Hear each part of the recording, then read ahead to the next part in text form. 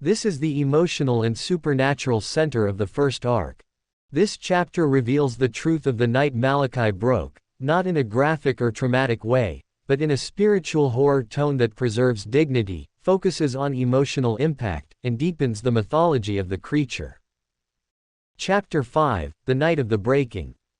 Malachi hit the ground hard, not on the pier, not on pavement, but on the cracked earth of memory. The world reassembled around him in slow, painful layers, as if built from smoke and fractured light. Shapes formed first: the jagged silhouette of a streetlight, the rusted skeleton of an old bench, the long expanse of the lake stretching out like a black mirror. Then came the sounds, the faint rumble of distant traffic, the restless whisper of wind weaving through barren trees, the rhythmic thump of Malachi's own terrified heartbeat echoing from the past. He stood on the shoreline as his 16-year-old self materialized a few yards away. The boy sat hunched forward, elbows on his knees, clutching his head in both hands. His breath came in short, sharp bursts. Every few seconds, he shook as if trying to force something out of his mind. His hoodie clung to him, soaked with lake mist and tears he tried to hide even from himself. Malachi watched silently, throat tight. He remembered the weight of that night, but memory had blurred the details. Now he saw them with terrible clarity: the shadows that moved wrong, the quiet that rang too loud, the loneliness that had felt like a living thing pressing against his back. The boy flinched suddenly, lifting his head. His eyes were wide and red, unfocused and desperate. "Why can't I be stronger?" the younger Malachi whispered. "Why can't I be someone who doesn't break?" Malachi felt the words slice through him like cold glass. Kariel appeared beside him, his presence muted, respectful, unwilling to interfere unless absolutely needed. "This," Kariel said quietly, "is the wound you sealed and swore never to revisit. But wounds do not disappear because we hide them. They grow roots." The boy pulled his knees closer to his chest, fighting sobs. "I wish I had someone," he whispered. "Anybody. Anyone to help me. Anyone to listen." A stronger wave hit the shore, splashing against his shoes, but the boy didn't move. Malachi stepped forward slowly, watching. The air vibrated around the boy, rippling like heat on asphalt.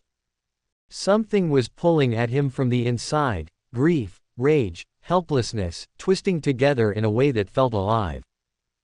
The boy raised his head. "I just want this pain to mean something," he said. The wind died instantly. Total stillness. And then, like a breath drawn from the depths of the earth, the shadows around the boy thickened. Malachi froze. The darkness crawled across the ground, inch by inch, like ink bleeding through paper. It pulled around the boy's feet, then rose in a slow, spiraling column, shaping itself according to the contours of his despair. The lake mirrored the transformation, its surface trembling with unnatural motion, waves pulling inward as though dragged by the forming presence. The boy didn't notice. He was too deep in his own storm. "Please," the younger Malachi whispered, voice cracking. "I don't want to feel like this anymore." The shadow answered. It leaned toward him, taking the vaguest suggestion of limbs, torso, and head. It was fragile at first, a sketch of darkness stitched together by sorrow. Then the lake surged, and wind howled, and the shape solidified in a sudden, violent snap, a creature stitched from moments the boy wished he could erase. Malachi staggered backward, breath choking his throat. He watched in horror as the creature took its first breath, a breath made of the boy's stifled cries. Its skin was patchwork darkness, seams glowing faintly with the grief that birthed it.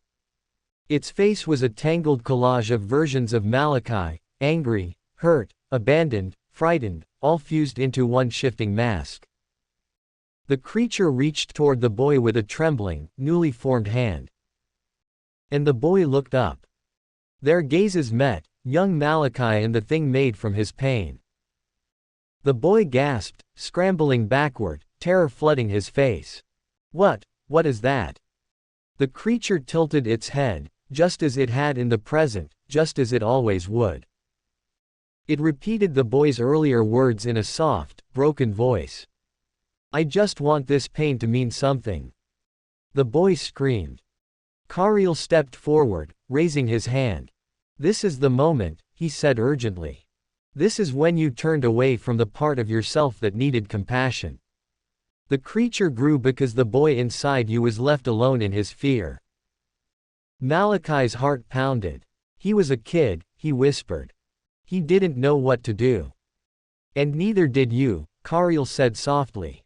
So the pain festered. Unseen. Unhealed. Untouched.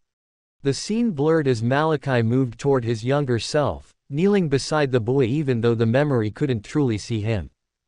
The boy cried uncontrollably, shoulders shaking, breath ragged. The creature, tall, trembling, uncertain, reached again, not in malice but in longing. Malachi's voice cracked. I'm so sorry. I didn't know you were alone. I didn't know I left you here. The wind shifted.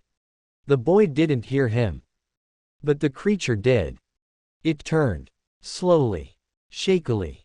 And for the first time, Malachi saw something inside its hollow eyes, a flicker, a spark. Not rage. Not hunger. Recognition. The creature stepped toward him, seams tightening across its body. You forgot me, it whispered. Malachi's chest squeezed painfully. I didn't forget, he said. I couldn't face it. I couldn't face you. But I'm here now. The creature's breath shuddered. Its limbs twitched with conflicting impulses. Light and shadow warred across its patchwork skin. Its edges frayed, unraveling, then tightening again. The boy screamed again, clutching his head. Kariel looked sharply toward the lake. Malachi, the memory is collapsing. If you do not resolve this now, the creature will break free entirely. Malachi stepped closer to the creature. I'm not running anymore, he said quietly.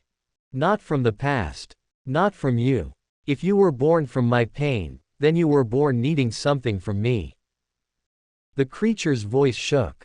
You left me in the dark. I know, Malachi said, tears burning his eyes. And I am sorry. I'm here now.